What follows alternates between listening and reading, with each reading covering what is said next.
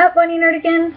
This is the one and only Pack Girl 89, and today's Book Nerdigan discussion video is on A Beautiful Evil by Kelly Keaton, and this is the second book in the Gods and Monsters series by Kelly Keaton. If you have not read Darkness Becomes Her or A Beautiful Evil, then seriously, why are you here? Go read those books, come back here, and we can talk about it. So, this book starts off with Ari in her training session against Bran, and I love Bran. Bran is awesome, even though he is the torture trainer. Bran is kind of like, in a way, Bran is like Toby from the Starling trilogy, but, well, Toby became immortal, like an immortal god. Well, not a god, but Toby became immortal, but because of Bologna. Sorry if you haven't read the Starling trilogy, you should have. You should, seriously. If you haven't, I'm sorry, I spoiled it. But Bran is actually a demigod, which is pretty badass, a Celtic demigod. But if you guys don't remember, Presby is, I mentioned at the end of Darkness Becomes Her, Presby is actually for Novem only, kids of Novem. K through 12 and private college as well, and all in one building. And when I read that, I was like thinking to myself, damn, what majors do they offer there? Like, do they offer like bloodsucking majors? Do they offer sorcery majors? Do they offer gods of war majors? Like, seriously, what the hell? What kind of majors do they offer at this college? That's awesome. But, so let me give you a background of Bran real quick. This is from Mikkel, of course, because Ari got so frustrated she ditched the rest of her classes after a training session with Bran. Who, of course, Bran's torturing her because he's really just trying to help bring out her power. So Bran is the head of the Ramsay family. And as I mentioned, a demigod. He's descendants of the Celtic gods and human consorts. And Bran is a direct descendant and great-grandson of the late god of war, Camillus, on the parental side. And I like what Mikkel said after this, because Ari was stupid and asked Mikkel about the gods being immortal, which was a stupid question, if you ask me, because, hello, you learned in the last book that you were a god killer. Seriously, Kelly, why did you even have Ari ask him that? I didn't understand why you had that line in there. That was stupid. But whatever. True immortality is a myth. The gods, like everything else, can be killed, was what Mikkel said. And I like that he said that, and it kind of reminded me of Transcendent and what Toby said to Mason and Fenris when he was telling, his story about his romance with Bologna. That's what it reminded me of. And, Sebastian in the first book, I will say this. I liked Sebastian in the first book up until he bailed. He saw what Ari would look like if she became a full-fledged Gorgon. And then I was just like, Sebastian, you are an asshole. And this too. Sebastian's just been an ass for the past 6 months in this time skip. He's just been an ass. He has been ignoring Ari, and yeah, I understand. Well, at the same time, I understand because he's training with Mikkel, which I have to say, there is good, since Mikkel has come back into Sebastian's life, there's been a good change in Sebastian, and mainly a good change in Sebastian, actually. The bad change in Sebastian is mainly because of Athena showing Sebastian what Ari is going to become when she turns 21 if she doesn't get the curse removed. But, and it just reminded me, if you guys, a lot of my subscribers found me because of Tommy's, I chat in the live stream chat for Tommy Sotomayor, and he's big on how important it is to have a father in a man's life. How big it is for a man to have a father in their life, and it's real. And I noticed how Sebastian changed as a character with Mikkel's guidance, and I have to say that it just reminded me through this. This is like the second time I've read this series, and this is the first time since I started watching Tommy Sotomayor stuff. And I kind of, and it makes me think of the stuff he's saying. I know I'm sidetracking, I'm sorry, but it just reminded me of that. Alright, but anyway, and I thought it was sweet when Henry, back to the book, but anyway, I thought it was sweet when Henry found a crescent moon ring for Ari under a house he was working under, and if you guys, I didn't mention it in the first book, but in The Darkness Becomes Her, but Ari does have a crescent moon tattoo under her eye, like right on her cheekbone. So yeah, and I figured I should just mention it now. And now we get to the really good stuff, which is the history of Athena, and this is from Professor Cromley's POV, and she's the head of the, I think she's the head of the Cromley witches? Yeah. But anyway, now we're getting into an interesting college-level course at Presby. So basically, in the 10th century, Athena killed Zeus and took over his temple, which started the War of the Pantheons. And the theory is the cycling of the personalities, and if you guys have read Mark of Athena, it would make sense. The theory actually makes sense. It would be the reason for the underlying cause, because if you've read Mark of Athena by Rick Riordan, Athena was really cuckoo. She was totally losing it. So yeah, if we're going to go with this theory, then yeah, that makes sense. And during this war, Athena turned, and this is in Cromley's words again, our ancestors into tip-hack monsters. And in fact, it's known that Athena made an army of minions to aid her in the war, and she turned witches into harpies, shapeshifters into various monsters, and she kidnapped demigods and humans too, and she turned them into tip-hack warriors and sons of Perseus and stuff like that. And basically, those who stood against Athena are on her kill list, basically. And the ancestors Cromley spoke of branched off humanity long ago and evolved differently. Borns, vampires, which is shapeshifters. And vampires, when we get to, let's see, when we get to Heart of Stone, vampires are completely different. We'll see. You'll see when we get to Heart of Stone. Vampires, from what Cromley says, are a completely different story. Witches and shapeshifters, maids like the harpies made by Athena, and beauties like Medusa, who is cursed out of jealousy. And then I love how we have our beatdown sessions with Brand. Brand is just awesome, and I love his logic. And he says, because remember, Ari was raised by Bale's bondsman, so she is perfectly trained to defend herself. So Bran, in a sense, has to detrain her to get her to use her power, because Ari's Gorgon power seems to only kick in when she's panicked. So basically, he said, don't stay calm and focused. You need to panic, fear, and then focus. And I just thought it was funny. And then after, Ari's training, she goes to Mikkel, and then that's when we see it, and that's why I mentioned, the stuff I mentioned earlier about how Sebastian needing his father was there. Because remember, I don't know if I mentioned this, Sebastian's mother died, quote-unquote died. I'm telling you, when I get to Heart of Stone, you'll see what I mean.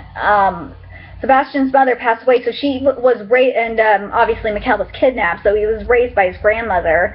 And Sebastian, he just really needed his father, and he was shocked that his father was alive. First of all, in the last book, and he's been spending more time with his father, and he's learning because he is part warlock, part vampire, remember? So he's learning about a different part of himself, which is good for him, for his character, and I like that. And plus, as you guys know, I don't like vampires. I'm a warlock. I'm Team Warlock on this. # Team Warlock. And then Ari, has dinner with Sebastian and Mikkel, and man, that shit was so awkward. And we find out that Athena is holding everyone at the temple, and no, not the temples on Earth, the real temple. So remember if you go back to the Starling trilogy, what Rafi said, how the gods had a separate dimension, and that, yeah, there's no Fae, and I wish there was Fae in this series. There might be because of the Due, but Kelly didn't make it clear. Kelly, if you are watching this, are Fae powers included in Due? If they are, please put this in the comment section, or I might have to Twitter message you this, because if Fae powers are in the Due, then I will be totally stoked. But if you go back to my Starling trilogy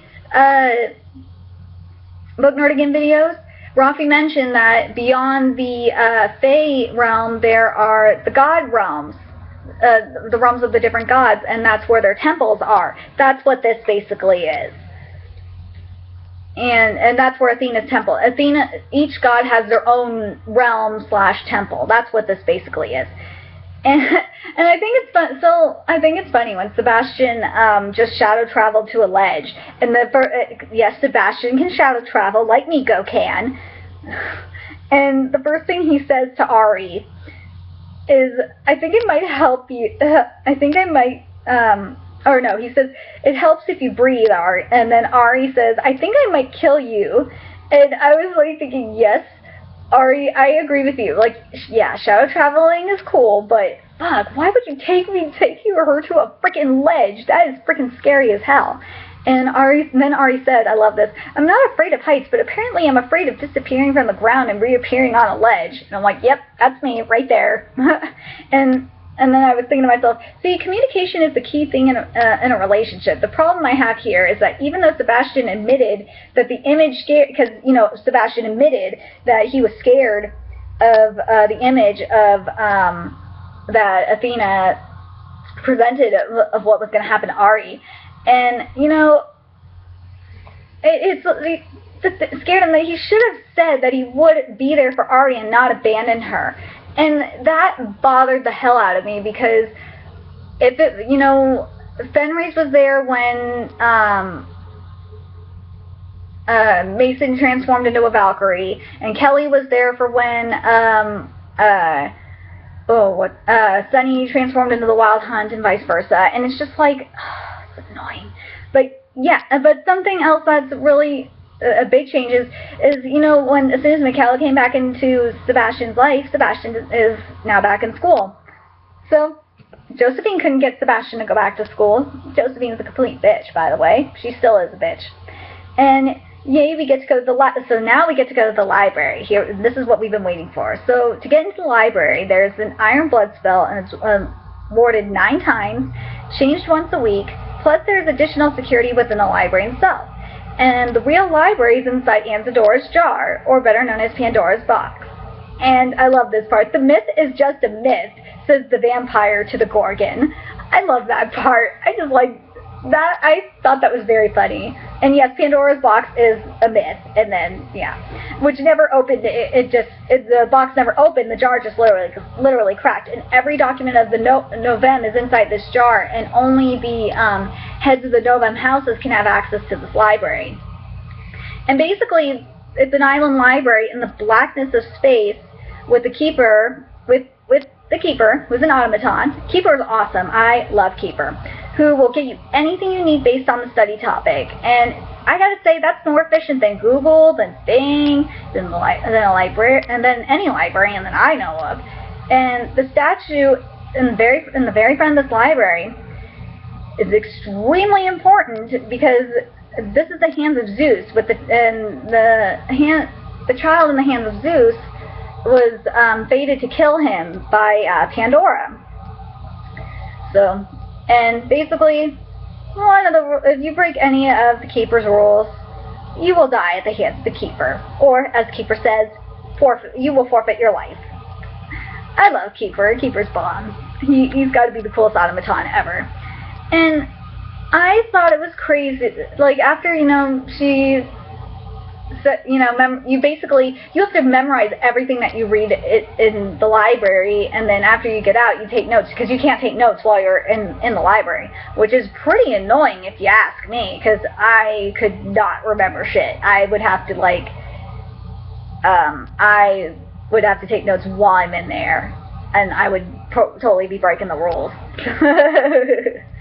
And, you know, after they get out of the library, Josephine compared Ari to Pandora, a Cacon, a beautiful evil, pretty to look at with an inner evil that you will destroy others around you.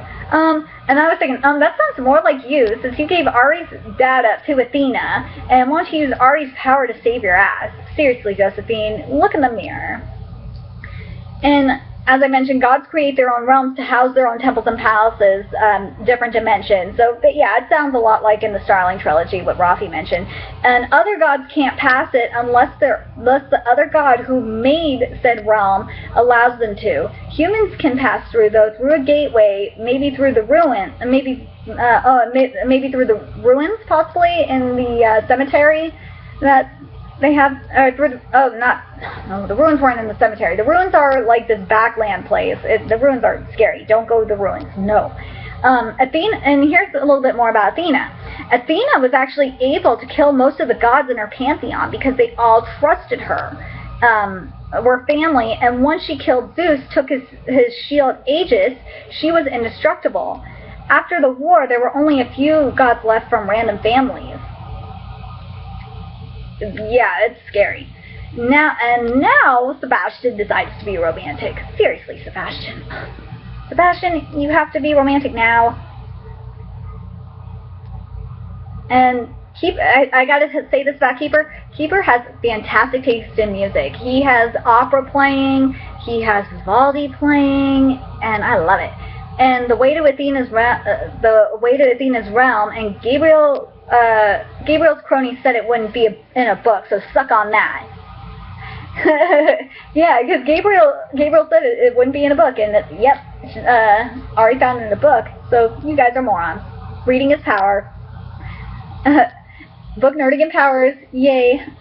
Athena, so you need Athena's blood, or any god's blood. The symbols already just memorized from the priestess's tablet, or you need it from, or the priest/priestess's tablet from any god in particular anyway. For the god, if you want to get into a god's realm. And being a virgin, because that was a requirement to be a priest or a priestess. And I like Brand's advice. Think with your head. Let your heart fill you with drive and purpose. Leave all the other crap, fears and worries at home. Yeah, Brand is really deep. I love Brand's advice. And, oh man, I hate Gabriel. And this is why I don't like vampires.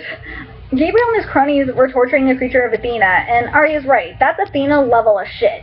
And, you know, the creature saved Ari from, and, you know, Gabriel was going to try and bite Ari again. And the creature actually saved Ari from Gabriel, thanked her, and ran off. And see, it pays off to be nice to your enemies. And to go into Athena's temple, this is a quest before I go on. It's Henry and Sebastian and Ari that are on this quest. No Dub, no Violet, or Violet's still with Athena, and so there's no Dub and no Crank. And Henry is a red-tailed hawk. Yep, he is a shapeshifter, which is pretty badass. Center City, which is the ruins, are home to the Lofgaros and Turnskins, basically shapeshifters gone feral, and Reverence, which are soulless vampires. And yes, vampires have souls. So basically what happens is how this works is they lose their soul during an exchange when the human dies. And when the human dies, they somehow revive without the soul. Usually when a vampire comes back to life, they revive with the soul. And yeah. And the vampire families try and keep the population down. They have like a regulatory system. But anyway, so we're getting through the portal into Athena's realm, which was really Zeus' temple. See, the history class pays off. Backwards. Zeus' statue is there, sans hands. See, I told you, this is important. The statue is there and there's no hands. The hands with the baby are in the library. And the feast. So the entertainment, Theron, who is Ari's father, and damn, Athena sure loves to use Roman torture, and at least he's immortal, I guess. And we meet Menai, Minai is awesome. She is not cool right now, but Minai, like, throughout the series, is a badass character. And I love this scene because this was badass. Just how Ari, because she was watching, you know, because Theron, who's Ari's dad, was the entertainment. It was badass just because Ari just could not watch it anymore. She just stabbed Minai with a fork, choked Minai, but not to death. And damn it, Sebastian, you had to show Athena weakness, especially since you haven't taken blood yet. Because remember, he is a mistborn. And they sealed Zeus's temple. And so now they can't get back to Zeus's temple, which is crap. So they got kicked out of Athena's realm, and it was bleeding, and they were bleeding on Josephine's heels. It was totally worth it, though. Oh my god, the look on Josephine's face was priceless. And Bran's words of wisdom: physical pain has a way of lessening other pains, and yeah, in Ari's case, totally. And oh, I love the moral support that happens. Dub, Henry, and Sebastian and Crank slept over in Ari's room, and you know, luckily for Ari forgot to do her laundry because one of her shirts had Athena's blood on it. Jackpot! And the key is to get into Athena's abandoned temple slash realm. And oh yeah, I forgot. Henry didn't go into the realm the first time. It was just Sebastian and Ari. The second time. I'm correcting myself, Book Nerdigans. The second time it's Henry and Sebastian and Ari. Henry was just the lookout to make sure they got in okay, basically. So this time, this operation seeking Athena's real realm, Sebastian Henry, who comes from a family of flyers, and nice to know his clothes transform with him. Yes, his clothes transform with him. And Ari, and Athena's Garden of Stone, which is important, especially for Heart of Stone, by the way, because we come back to this. And for Wicked Within. People turned into stone, and busted, of course, by Minai. Yeah, you can't sneak past Minai. No, Minai is awesome. And Henry got thrown over the cliff, and I was like, no, not Henry. Leave Henry alone. And then Ari and Sebastian got thrown in prison, and I was like, shit, oh my god, this is just insane. And then we have, and then Athena, I guess, has interesting taste in music, because she likes David Bowie. It's like, okay. And, well, the good news is Henry is alive, and the bad news is Henry, as well as Violet and Pascal, are Athena's prisoners. And Athena uses Zarya. Oh my god, Zarya is a psycho bitch.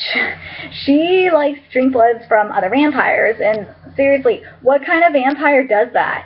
And she uses Zarya to torture Sebastian, basically drain him of blood, and in a sense, take his innocence away, and give him the taste of the human blood. But Sebastian kept resisting Zarya for 2 nights, and seriously, go Sebastian, keep this up, Sebastian, you can do it. And, but Ari does the right thing and lets Sebastian bite her, and holy shit, that scene was so intense. Book Nerdigans, if you've read this, you know this scene was extremely intense. And, where are we? No, she doesn't turn, and no, she doesn't turn into a vampire.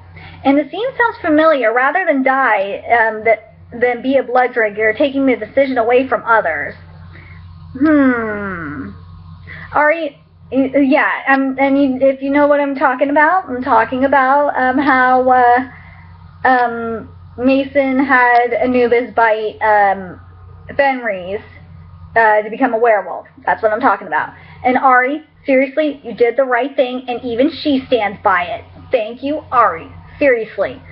And even if Sebastian is being a prick about it, and see, this shit didn't happen with Fen. He was loyal, not this bullshit hippie circle with Athena's minions. And okay, he's blood drugged, but Fen was controlled by the wolf for a bit before Mason helped him, so I guess he gets a pass. And this is the book, this is like number 2 Book Nerdigan quote of 2015. The first one was the Orpheus from Descended, but this is number 2. I love it when Ari says this. Grow up, Athena. Get a therapist. Maybe there's a psychotic bitches support group you can join. And seriously, amen. who the fuck takes people you care about them, makes them theirs because you care about them? Seriously, this is what Athena fucking said. She said she was doing this on purpose. In preparation for the procession, oh my god, according to Menai, who is an awesome character, don't hate her, Athena controls her life,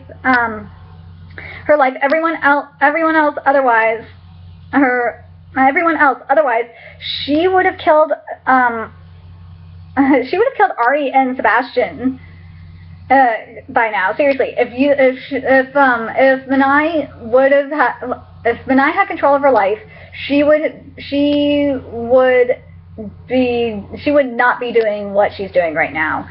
So every 4 years since the ancient times, there is a festival to honor Athena. And it used to be held over several days, and now just one night where the gods come to pay homage to her. And they banquet and then sacrifice, torture, caught enemies, that sort of thing. Only a handful come, mostly relatives now. And if they don't show up, Athena thinks they are plotting against her. And Athena had something over the remaining gods, #blackmail. And apparently if you stay in Athena's underground long enough, deals get made and guards paid off. And Theron was, Theron was able to sneak in and heal Ari and herself for that reason, because Ari was just a freaking mess. She was. And Theron used his healing powers and healed her, and then Menai helped clean her up and stuff like that. Let's see. And Athena's curse, because Athena tried to curse Violet, #Battle of the Procession, which resulted in preventing from the curse being bestowed on Sebastian, because Ari turned him into stone. Oh my god, that was so insane. So basically, Athena got so pissed because she couldn't turn Violet into a Gorgon. She tried turning blood-drunk Sebastian into a Gorgon, and Ari was not having it, and she turned Sebastian into full-blown stone to protect him. Oh my god, that was so crazy. Let's see, where is it?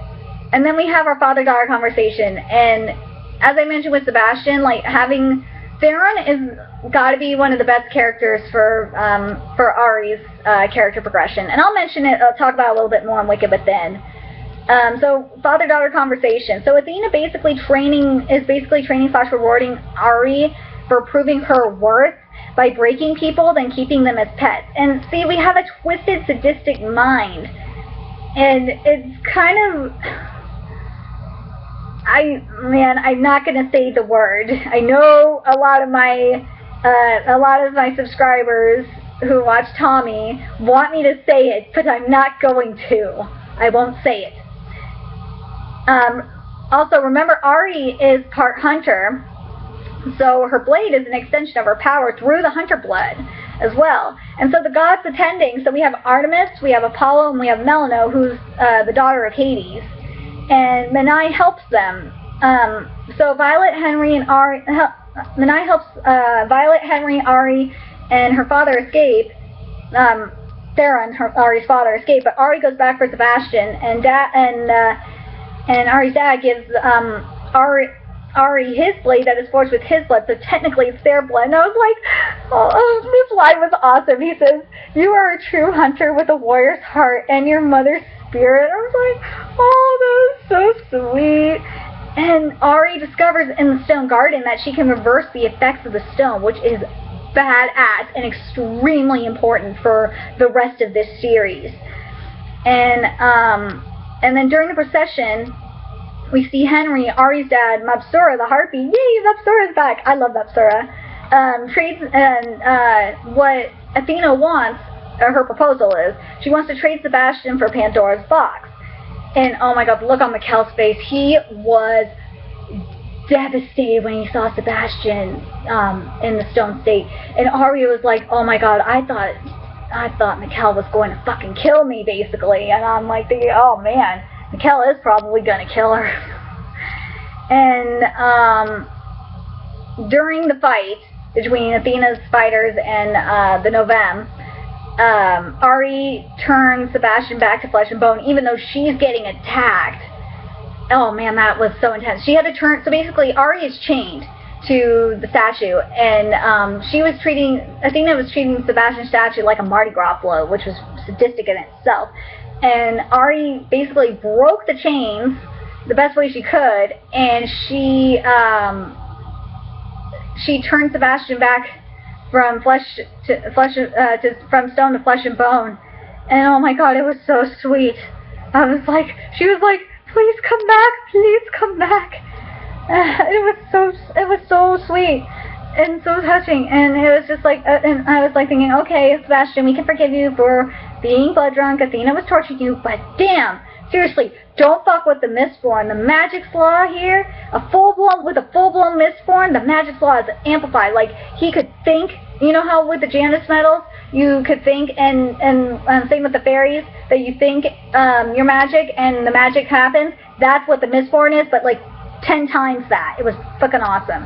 And then I love that with the father-daughter chat, with the aftermath of all this was back at Mikkel's house, like after the battle, because he basically, with the Mistborn power, he was thinking, don't breathe, and that's how all the enemies died. It's that badass. But this is now after the battle. The father-daughter chat was really sweet. So it was sweet and funny and somewhat awkward, and then we find out that Artemis is Menai's mother, and it was like, holy commune, Arceus. So Athena is holding something over Artemis, and Menai. Oh my God, it's so insane. And then Josephine, we find out Josephine moved the hands of Zeus in the library, and see, I told you it was important. And I love that the final lines of the book said the warlock vampire to the Gorgon, and that's how this book ends. So I want to say I love this is probably, I like Darkness Becomes Her, but this one, Beautiful Evil, I have to see what happens with my Wicked Within notes, but I definitely like this book more than Darkness Becomes Her, to be honest. This book was amazing. You know, Athena is sadistic as hell. I love that we have Ari's father come back and how she rescues him. But yeah, I definitely love this book. I want to know what your thoughts on this book are. Please leave it in the comment section. Please like. I want to know what you guys think about especially how Sebastian's character changed when Mikkel came back. Next, in Wicked Within, I'll have you guys talk about how, in the comment section, how Ari's character changed when, because Theron will now be more will be in the whole book, versus only like the ending. So I want to know what you guys think about Mikkel being in Sebastian's life and how it affected his character, and how you guys thought about Sebastian being a badass, and what do you guys think about Menai, and what do you think about Athena? So I want to know what you guys' favorite parts of this book are. So please like, comment, share, subscribe to my channel. And until A Wicked Within, I will see you book nerdigans next time. Bye.